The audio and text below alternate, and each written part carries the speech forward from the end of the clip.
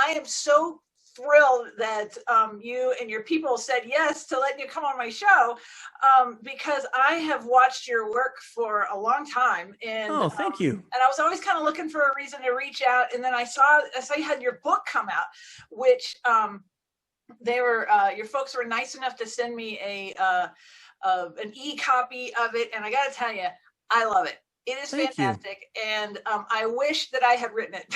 Like I love it that much, and so that's a nice compliment. Thank you very much. And the thing is, I don't love books. Like I write books, but I'm never like, oh my God, that was amazing. Like some fiction I will, but never like a professional book. I was sucked in from the first paragraph on the first page. And so let's talk a little bit about you and what enabled you to write these amazing stories, because there are so many of them in the book. And it's called Human Hacking. And I know it's coming. Is it out? What's the date on it? Yeah, January 5th. It got released, if you can believe that. Yeah. So it's brand new, and it's on Amazon, everywhere you get your books. Let's talk a little bit about you, and then we'll back into the book and how all that came about. So tell us about your background and what enables you to write these, like, essentially they're spy stories is really how I'm going to classify them. So tell us a little bit about you and your background and how we got to here to today chatting about social engineering. So I don't know how far back you want me to go, but I think the most relevant part of the story is I was working maybe about 15 or 16 years ago, 17, as an operations manager for a pen testing company. So we were doing network pen testing, which meant companies hired us to hack their computers, and we tell them how we did it. And a lot of guys at that time, including me, we were coding exploits. I stunk at it. So whenever we would have a pen test, I'd be the guy who would like call someone up on the phone and get them to give me a password, or walk up to a security guard and just get them to let me in the building. And it always worked, but I didn't know how. So it felt like I was a Jedi or a magician or something, but it irritated me because the hacker mentality is you want to know how things work. So I started to read books on psychology and read things on nonverbals and read like Cialdini's Influence and Paul Ekman's Emotions Revealed. And I started, Joe Navarro, What Everybody Is Saying. I started to read all these books that started to explain, oh, wait, I'm doing that. Oh, I'm trying that. And I didn't know that it was things unconsciously didn't know it. So I came back to my boss at the time and I said, we should write a course on this thing called social engineering. Like no one has ever written about it. And he said, well, we have to write a framework first. So this is your thing. You write the framework. So I wrote a framework, and it still lives today on social-engineer.org. I released it and I thought, okay, a few people will be interested in this. It became an overnight sensation in the security field. I got called by a publisher and invited to write my very first book. So this is going back now 11 or 12 years. And I wrote that book, and that launched the company I have today. So, you jump through, I won't go through all those hoops. You jump through like 12 years of running this company. And like you said, there's just so many stories and so many ways that I've used the skills that I said, man, you know what? This book needs to be written because it's not just about security anymore. Especially in a world where we can't seem to have a conversation without violence. A book about how to just be a human, how to be empathetic, how to converse, how to stay safe from scams.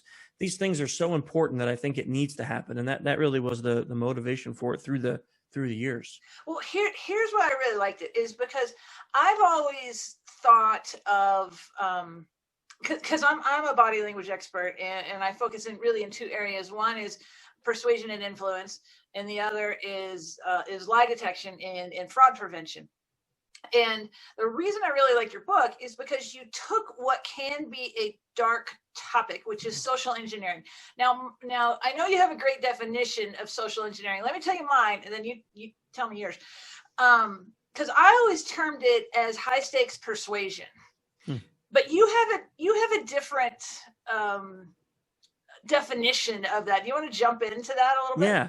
So it's any act that influences a person to take an action that may or may not be in their best interest. And I go with a broad definition because I think that there are positive as well as negative sides to this persuasion or influence that we can use in a good way, or that could be used in a very bad way.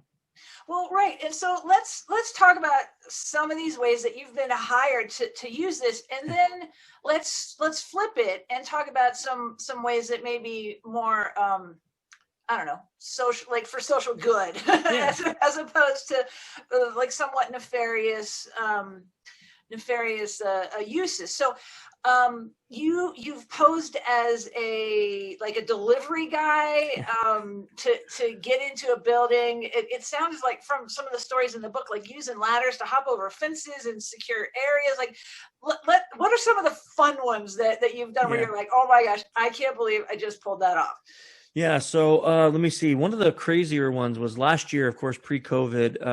One of my guys, Ryan, and I, we flew to Jamaica and we broke into 3 banks. Really? And, yeah, and it's a crazy one because I never, before that, I haven't done much bank work outside of this country. Mm-hmm. So, we get to Jamaica, we're hired, we're supposed to go break into these banks, and we pull up to our first bank. I'll tell you the pretext in a second, but we're looking at the bank from across the street, and there's these guys on dirt bikes with shotguns on the side of the dirt bikes patrolling the grounds, and that's their security. And I'm like, wait, no one told me about that. Like, oh my God. I didn't know that there was like dudes and shotguns, and they had these weird masks on that had like teeth and jaws on them and stuff. And I'm like, yeah, this is not like American security. They say security, they're in a bulletproof vest. Yeah. You could tell them these were like young guys with guns, and I'm like, oh, we're gonna die here, But I'm like, okay, we could do this. So we came up with this pretext because the other thing about social engineering is you have to be very aware of cultural biases and cultural norms, because they play a huge piece, right? So me and Ryan were 2 white guys in an area of Jamaica where we probably are the only 2 white guys. And we're going to go break into these banks. So I'm like, we're going to stand out. There's no way we're blending in. Yeah. So we need a pretext. We need a reason that we're there that makes a lot of sense. So we made up a story that we were from America as auditors for the bank. We're going to do business in America with this bank, and we had to audit their security. Now, we had kind of scoped out the building a little bit and saw they had security right inside the door. There's 2 guys with guns sitting at this desk, and we have to bypass that. So we had got a local. We hired a local, and we said, look, man, we need you to go inside. Here's a few bucks. Just go talk to security about what you would need in order to get into the building to do some work. So while he's at the front desk, I grab my cell phone and a clipboard, and I say, Ryan, just follow me. And I get on my phone and I'm like, hey, Steve, yeah, we're here. We're going to do the audit now. We're coming upstairs. And I'm saying this on my cell phone as we walk in the front door. And then I just walk right past security and up the stairs, and they don't stop us. Oh my gosh. Right? Because I'm on the phone. I'm saying, hey, Steve, we're here. We'll be right upstairs. We get upstairs and we're both like, breathing and sweating and like everything. And I'm like, okay, I can't believe that worked. And we walk upstairs, and there's a woman who's entering this door, and on the door it says ATM Testing Center. And she has a big badge and it has a keypad on it. She swipes in, and we just follow her in. And she's startled. So she looks, she's like, oh, what are you doing walking in behind me? And I said, oh, we're auditors from America. We're doing a bank audit. And she's like, oh, okay. So and she just goes up. Yeah, she just took my word. And now we're roaming. We hacked the bank. We were in a call center. We got access to computers. We were in that bank for like an hour and a half before anybody stopped us. And it was literally that simple. It was truly one of those jobs where we left there going, wow, like that, we could have been shot in any time, but that was amazing. And we left there very, energetic, I could say. Well, I guess so. Hopped up on adrenaline. Okay, yes. So let's talk about how to prevent something like that, because I work with a lot of banks, bank associations, and things like that. Is this call it like a prestige suggestion, like because you've embodied the mannerisms of an auditor, someone who knows better than everyone around? Or is there something else you're exploiting there in the human psyche to get this accomplished? Yeah, no, that's a great question. So let me tell you another part of that story where we failed, and then I think it will be clear what we could do. So we left that bank because we had three, and we went to another branch of that bank. And this is where the servers were, what they call the NOC, the Network Operations Center. Mm-hmm. And that building was in the bank premises, but it was surrounded by a huge fence with barbed wire. It had armed guards inside of it. The only way to get the gate open, because there was no way from the outside, you had to have a special badge, and then the gate opened. So we get there, and I'm like, man, we're not going to breach the fence. It's broad daylight. Right. So I ring the bell. The guard comes out, and I said, hey, we're here from America to do an audit. And he's like, what's your name? We gave him our fake names. He looks at his clipboard, and he's like, you're not on the list. And now I knew the guy in the bank that should have approved us, but it was all fake. But I said, oh, didn't Randy put us on the list? And he's like, no, Randy didn't put you on the list. But now I'm getting somewhere because he heard a name that he recognizes. Yeah. And we had known, just because of OSINT, so open source intelligence, that Randy was actually not there today. He was on a business trip, and he couldn't be reached. So I said, why don't you call Randy? And maybe he can confirm that we're supposed to be here. And he's like, oh, that's a good idea. You wait here. And I said, hey, before you go, we're Americans and we're not used to this heat. Like, can we just come inside and wait while you make those calls? Uh-huh. And he says, yeah, okay. So he buzzes us in, and we get in. And now I say to Ryan as we're walking in, like, when he leaves to go make the calls, let's hack the computers. Uh-huh. So we're sitting in the front office, and there's all these computers around. And he's like, I'll be back in a minute. And he rounds the corner and he says something to one of his buddies, which we couldn't hear. And a second later, this dude who was like the size of King Kong. I mean, this guy had to be 6'8" and 6 feet wide. He comes out, he's got a billy stick, he's got a shotgun, he's got a taser. And he just stands in the doorway with his arms folded looking at us. Uh-huh. And Ryan and I are both like, what do we do? So Ryan just slowly tries to go towards the computer, like maybe I could distract him, and he'll slip a USB key in. And the guy goes, and we're just like, no, we weren't going to touch it. We're just standing here. We're not doing nothing. And this guy could have picked me up and ripped me in half. Uh-huh. Now that was the right way. See, so he did a kind thing. He let us come in from there. And then he put a guard in front of us so we couldn't touch anything. Now, he goes in the back, and now I'm thinking, oh crap, he's going to call Randy and not get confirmation. And we're going to get arrested. This guy's going to break us in half. Yeah. So he comes back out and he's like, look, I couldn't reach Randy. I keep getting this voicemail. And I'm like, oh, okay. Hey man, so why don't we just do this? We have another branch to go to. We'll go do that. We'll call Randy and we'll come back when we're on the list. He's like, okay, no problem. So we hightailed out of there and never came back. They stopped us, right? They in essence stopped our attack by, even though he was kind, by making sure someone was watching us. And that first branch, if they had stopped us and not trusted that we were just auditors because I said it out loud, they would have verified that we weren't on the list and they would have stopped us. Oh, wow. So a little bit of check-in goes a long way. A long way. And so here's what I was so curious about as I read your book. You seem to think on your feet really quickly. You have to. But it goes along the line of your principles, right? Which is set the pretext, and then, but you had some other ones in there that I thought were really interesting, based on, I think it was rapport. And now tell us how you got people's PIN numbers in the Italian restaurant, and how else have you used that one? Because that was fascinating. That's a great story. Thanks for bringing that one up. So that's in the chapter about elicitation. And what I wanted to do is not many people have written about elicitation in books. And I wanted to start teaching it in my course. But for me to teach something, I want to make sure that I have it down pat and I understand it. So me and a buddy were like, okay, we're going to try this practice on elicitation and we're going to see if it works. And if it does, I'll be able to write about it. So part of the principles of elicitation is using like false data, like you quote something really important and people will believe it. So we had this ruse. We're in downtown DC. We're looking for a restaurant. There's this Italian restaurant that has like the little tables that are all close to each other. Yeah. So we knew we wouldn't be separated by booths. So we go in there, we sit down, there's a whole bunch of people eating. And we have this conversation that goes like this, and we're doing it loud enough for people to hear, but not boisterous. So we're making it sound like we want you to listen.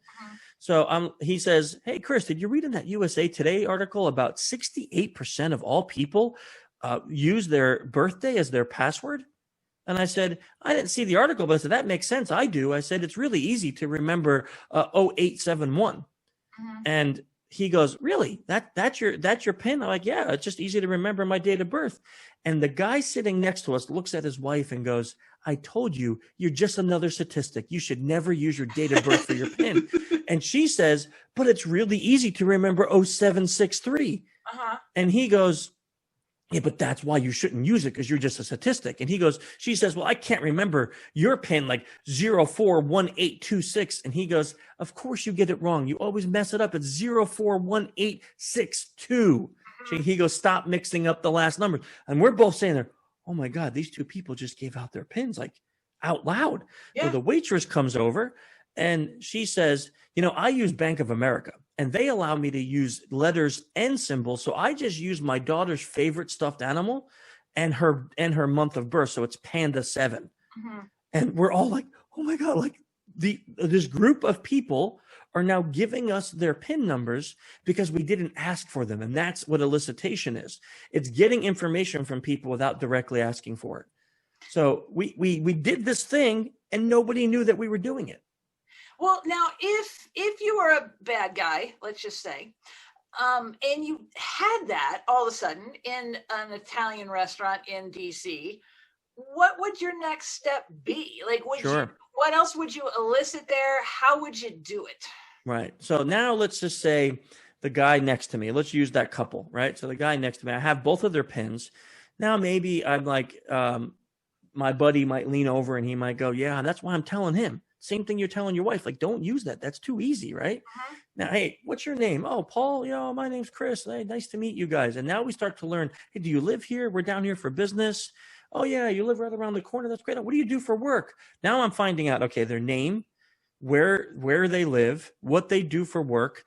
And that's only a matter of time before I can either clone their cards, right? Because most people have RFID on their credit cards, steal their wallet, and now I have their PIN number and their ATM, or at least make them a long-term target, right? So now I know her date of birth, I know her name, I know where they live, I know where they work, and now they can become a target from maybe even a bigger scope attack because I have all these details on them. And details make you feel like I can now be your buddy. I could be your friend.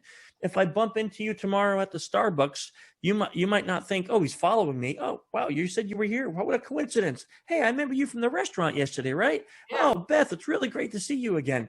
And now I may be able to further my attack efforts because of that rapport that I built using elicitation methods. Yikes. Okay. So, because most of us think hacking is faceless and out of our control, but it's right in front of us as well. Yeah. So how can we use some of these tools for good? Okay, so I love there's a story I use in the book that kind of follows along with the same thing, where it was the first time ever that my wife and I got first class upgrades on a flight. And it was totally unintentional. We actually had said on the way to the airport, we had a really long trip and I was really tired. And I just said to her, hey, it was my daughter, my wife, and I said, when we get there, let's just ask how much it would cost to upgrade. Maybe they have a sale or something and we can afford it, right? So we had this plan to ask. Well, I'm wheeling our cart in. We got tons of luggage and I hit this bump and all this luggage spills over. Oh. And I make a joke about, dumb American had an accident on the M5, which is a major highway in London, right? And all these Brits laugh. One of the women behind the counter who's doing the flights, she looks at me and she chuckles. And I said, oh, she's a good person to go, have us help us because we have rapport now. She laughed at my joke. So we go up to her counter and she's laughing at the joke still. And my wife, and this was unplanned, my wife, who's the kindest person on the planet, she looks at her and she goes, your makeup is immaculate. Not only that, but wow, it matches that scarf. It's so beautiful. Well, this woman literally, you could literally watch her body language change. Mm-hmm. Her shoulders went back, her chest went out, this huge smile on her face. They're talking about the time they spent for makeup this morning. My wife says, man, my wife is from Thailand, so loves all these bright colors. So she says, that scarf reminds me of my home country. Can I buy one? She's like, oh no, they're only here if you work for Virgin Airlines. You can't really buy one. And now they're having this amazing conversation. And as a social engineer now, I'm seeing, like, you can almost see the oxytocin dripping from her nose, like it was that much. And I'm like, so I lean in, I put my arm around my wife and I say, ma'am, we probably can't even afford this, but I'm just curious, are there any chances for upgrades? It's a really long flight back. And she doesn't even look at me. She looks straight at my wife. She goes, let me see what I can do. She's typing. She goes, whispers right up to us, hey, I'm going to put all three of you in first class. And I'm like, oh my gosh, that's amazing. How much do you want for that? Doesn't even look at me again, straight at my wife. I'm doing it as a present. Just, have a great time. And she does that, right? So, okay. Was the most amazing experience, but we took that and we tried it 6 more times and it worked 4 out of 6 times. Really? Oh, yes. That's good. Because I have a segment on teaching people how to get first class upgrades as well. And it's just human connection, and a compliment goes so far, because people in the airline industry, and especially now, it's tough, and there's delays, and people are mean. And if you can just stand out and be nice, it is amazing what will happen. Yeah. And what I found for me is that when I offer to pay for it, so I don't say, here's a compliment. Hey, can you give me something for free? I compliment them. I get them happy. And then I say, how much would it cost for me to do this? And 4 out of those 6 times they said, you know what, let me just give it to you. Oh, I love it. I love it. Now, I also have a system for how to talk your way out of a traffic ticket. Oh, I need that. And I used to close my persuasion keynotes with it, because it was kind of like the final capstone of everything. And I didn't realize I was doing it, kind of like you. And I realized one day I'd been pulled over 10 times at a certain point in the past 3 years, and I had only gotten 1 ticket. That's awesome. Yeah, but it's all about connection and understanding what the other person is looking for. Yeah. And now that I've hinted at that, I might as well just tell everybody the cops are they don't know who they've pulled over. So if you make yourself seem safe, then you've gone really far in the direction of not getting a ticket. And if all else fails, you can cry. That works sometimes as well. It might work for you. I don't know if it would work for me. It might work better for you, Chris. You never know. I may try. Now, how do you make yourself seem safe, though? What do you do to make yourself seem safe? Well, first thing, you got to roll down the window. Roll down the front window, roll down the back window, and turn on the dome light if it's dark. So let them see in, right? And then just keep your hands on the steering wheel. Just keep them on the steering wheel. And they're going to ask you 3 questions really reliably. One is, where are you going? And so the answer is not, why the hell do you want to know? Right? So just make some up if you don't want to tell them, but you got to keep a nice, easy voice tone, right? And then they're going to ask you, do you know how, they'll probably ask you, do you know why I'm pulling you over? That kind of thing. Just keep calm. But then if your hands are always on the wheel, they'll ask you for your driver's license and your registration. And so you go, you know what? That is in my purse and in my glove box. Is it okay if I if I reach there to get it? And so what you've done is put them in the power position, and you've told them exactly where your hands are going to go. I love it. And it really works. So I'm gonna go try to get pulled over and try it. Oh, well, I wouldn't suggest trying to. Oh, darn. Okay. However, I think, Chris, it'll happen naturally. Just keep doing what you're doing. It will happen naturally. So what else? Tell us about your company. I know you have a big conference that you do. And then I also want to know about the craziest break-in you've ever tried, ever. Okay. Yeah. Okay. So let's see. Company. So I run a couple things. My main company is Social Engineer LLC.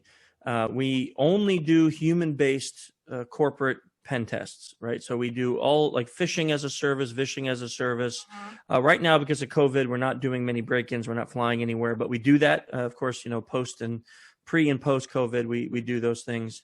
A lot of consulting on human-based, a lot of education, speaking, training, and things like that. That can be found at social-engineer.com.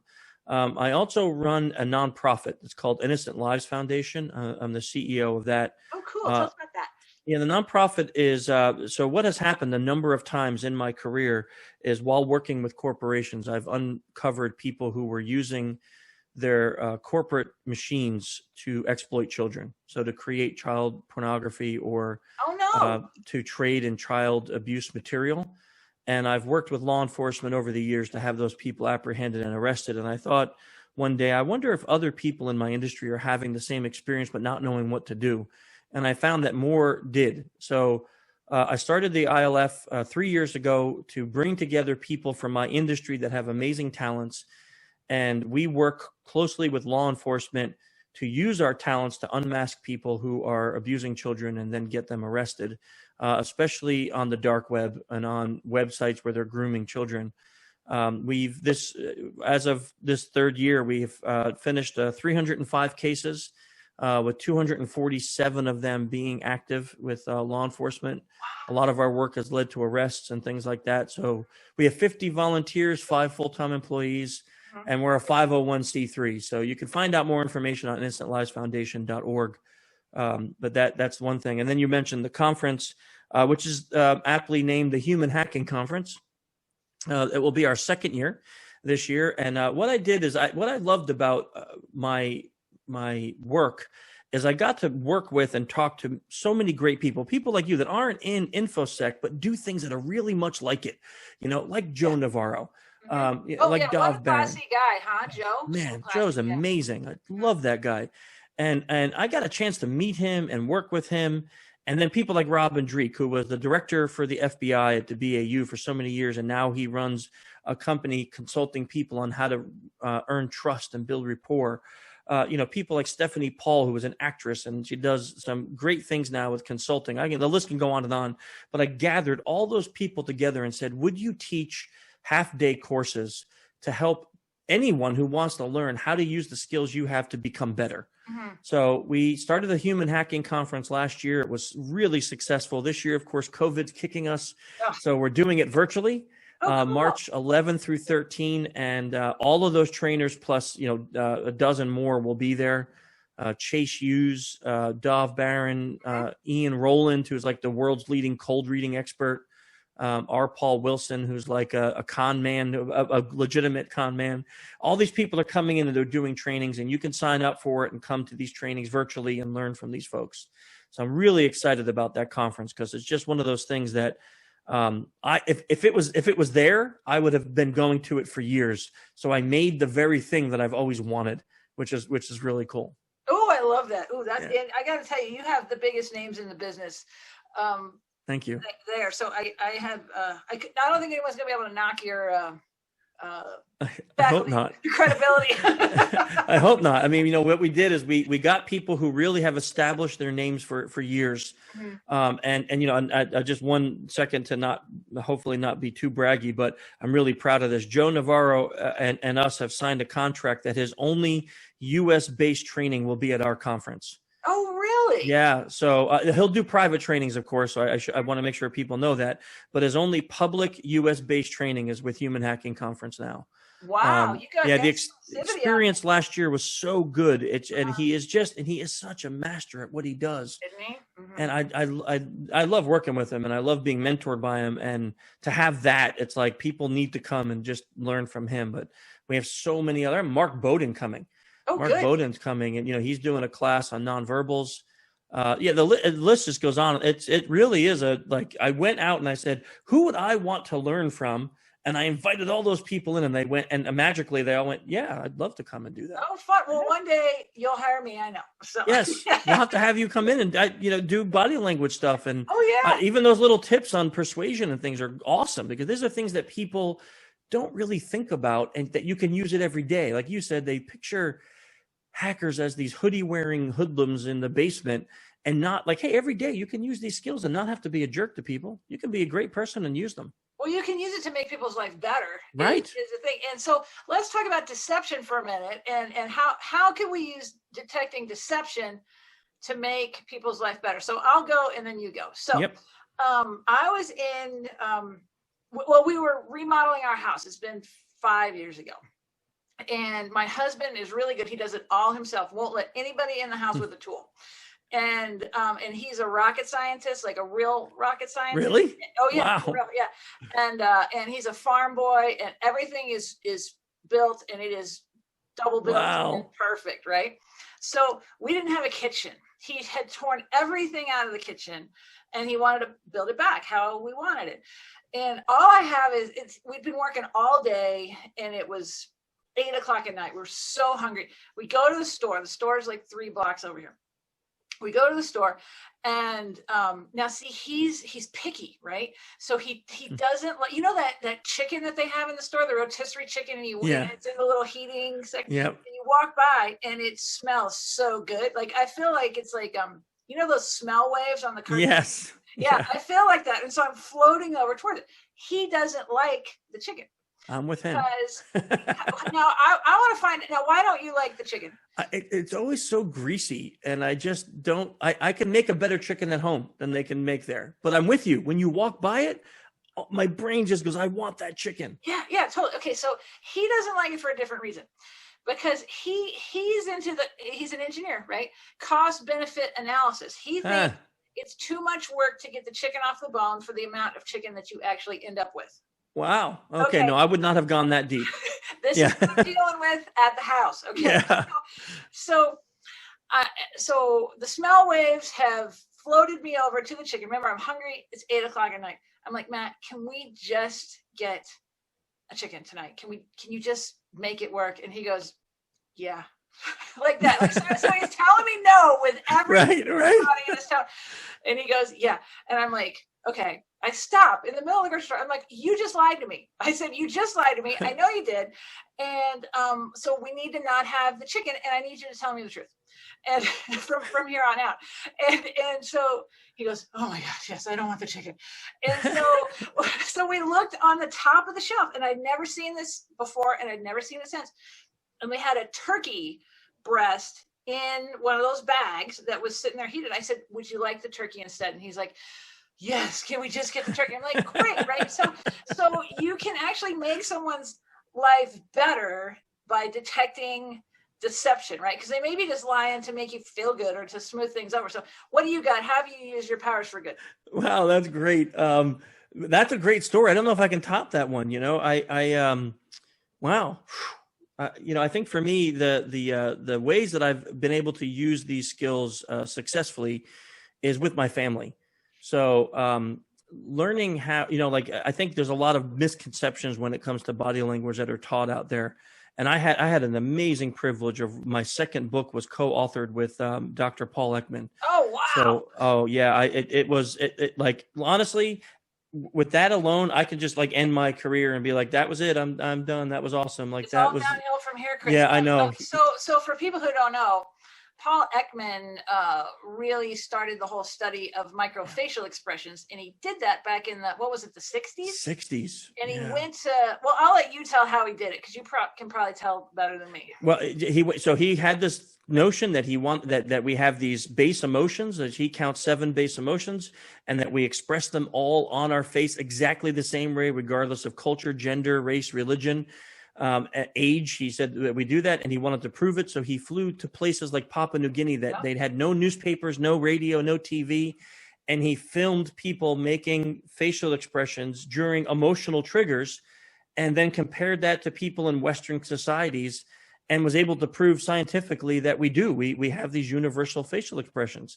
Then he worked with a couple other great minds in creating what's called FACES, FACS, which is the facial action coding system, which codes every muscle fiber in our face and the directions it moves, and allows us, it's crazy, allows us to understand that a facial movement, a muscular movement, could indicate a certain emotional trigger.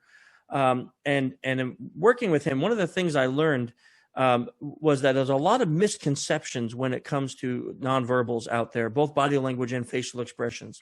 Mm-hmm. We hear this all the time in sales. Like, people will say, well, if you cross your arms, you're closed off. Well, maybe you're cold. Maybe.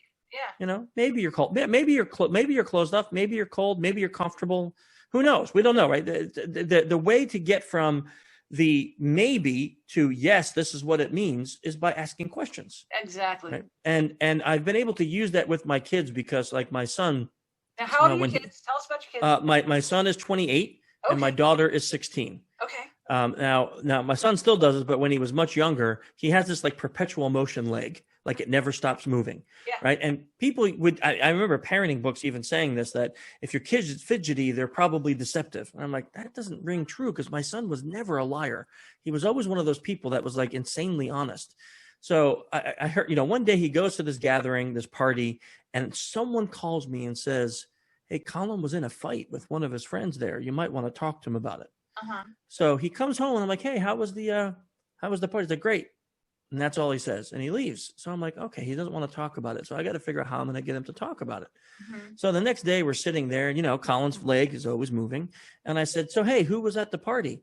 And he names off all of his friends. And then he didn't say Stuart, which is the guy he fought with. So I said, oh, was Stuart there? His leg stops completely. Oh, busted. And he says, yep. And then his leg starts again. And I'm like, oh, I said, okay. So I said, hey, didn't you tell me like before that you and Stuart were going to a movie this weekend? Plans changed. Leg stopped. Right. And every time I mentioned something about Stuart, his leg stopped, which to me wasn't an indication of deception. It was an indication that there was an emotional change there at that time. And using those methods, I was able to communicate with him and get him to open up and tell me what happened without having to go the tell me what happened, you're in trouble kind of thing. Good. Ooh, and we were able to work it out. And I've done that with my daughter over the years. I've done that with him, my wife, and my daughter when she was really young is when I started my work on all of this. And she actually had the opportunity to be mentored by Dr. Ekman. And I use her face in the books and stuff because she's a natural at a lot of the facial expressions by, just by birth and training and whatever. For me, what that has done for them is it's given them a leg up on noticing people who don't have good intentions. So my daughter can read facial expressions from an expert level, and she could see that and go, I don't know if I trust that person. And I've enabled her, and my wife and I have enabled her through the years to not ignore that nonverbal radar. So if someone feels unsafe to you, then avoid that person. We can prove it or disprove it later, but don't go the normal route where people go, oh, you're just being a silly girl. He's fine. Don't do that. No, if you feel unsafe, then he's unsafe. Oh, and that's fine. Well, I've done that before, and I'll tell you when I did it is because I had another life when I had a real job, and I could never quite hold a real job, but I could get them. And I was a night manager in an ice cream plant down in Denver, like a big one. And we had to bring in temp employees, and they had this guy, and I was the only manager there at night. And they're like, he's going to be in your shift. And I got that vibe from him, and I was like, no, he's not. I go, he can stay or I can stay.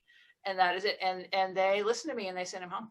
So that's super important. And I didn't even know, I didn't know any of this back then. And but I think that's really important that people know they can be empowered to do that. Mm-hmm. Especially women in this society. I've so many times heard male coworkers or male cohorts say, you're just being a silly woman. He's fine. He's safe. Mm-hmm. And then that's what people said about Ted Bundy. He's fine. He's good looking. He's safe. He was a serial killer. So no, if you have a feeling in your gut that this person is making you feel unsafe or a little creeped out, go with that. And that's you gotta listen to it. And that's how I've used the skills, Well, I think so. And I'm just going to say this, and then we're going to jump into your story here on fraud, or it's a cool story. But the basis of it is you only get treated how you let yourself get treated. Yeah. And I think as women, we forget that. And I just think it's super important. And I think I have an easier time maybe than someone who's 5'2", because I'm 5'9", and I think a little bit of height difference can make it, but it's also energy inside, right? So and I think also your education and your knowledge helps you, because some people lack the confidence to do what you did in that ice cream place. They lack the confidence to stand up for themselves and say, I'm not going to stay here if you let him come because I feel unsafe. Some people would just have ignored that and maybe suffered some horrible consequences because they didn't have the confidence to stand up. Oh yeah. But I've never been one to be understated. So Good for you. Which is probably why I've lost all the jobs I've lost. But see, when you're a speaker, then you make more money because of that. So yeah. Well, we have to find our passion in life, right? And we do. It took me a while. Sounds like you found it. At least professionally, to do that. Okay, so final story. You got a whopper out there or something, something you cracked into, a story where someone's used some of your tools.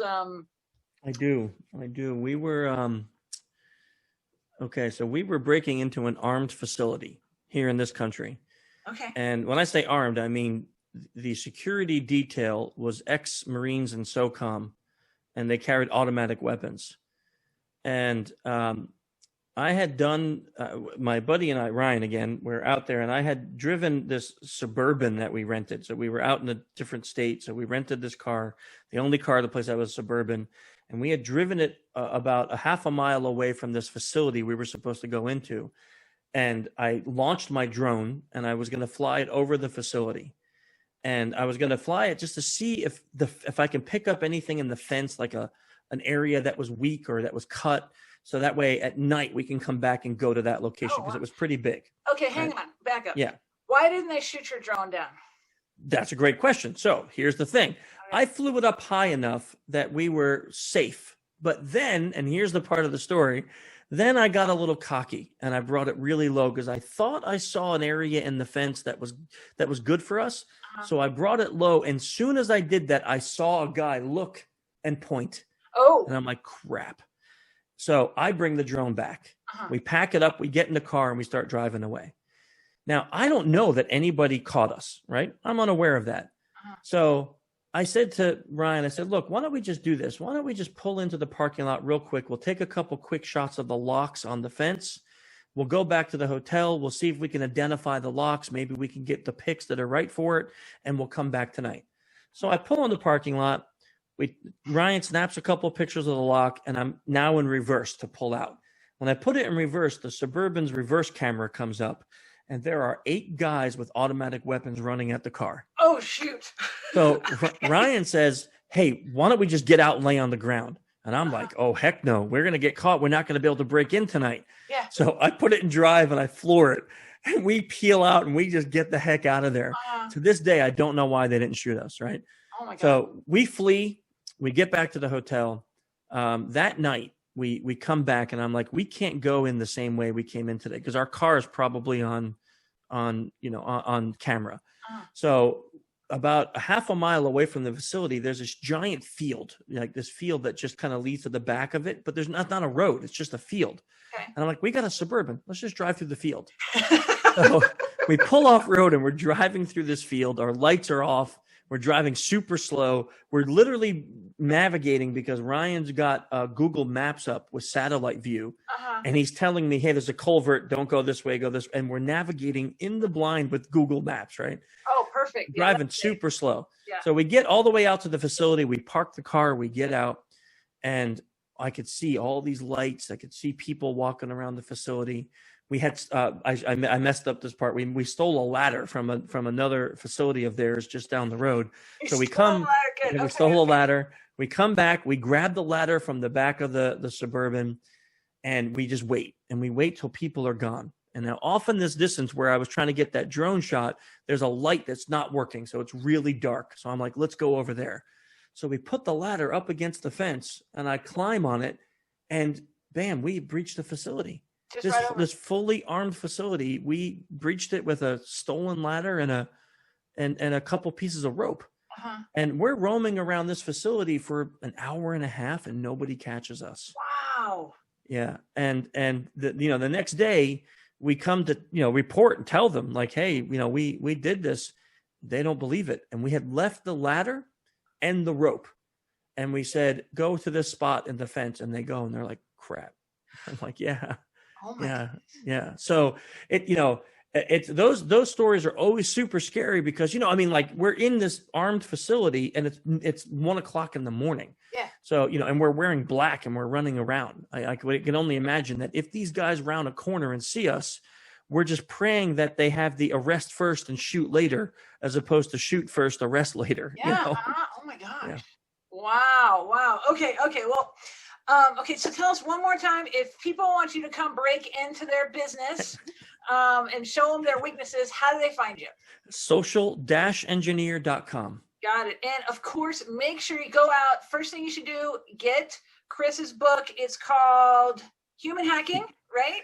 Win friends, influence people, and leave them better off for having met you. Yeah, it is absolutely fantastic. It is a must read. Chris, thank you so much for coming on Fraud Busting. This was a ton of fun. Thank you. Oh, good. Okay.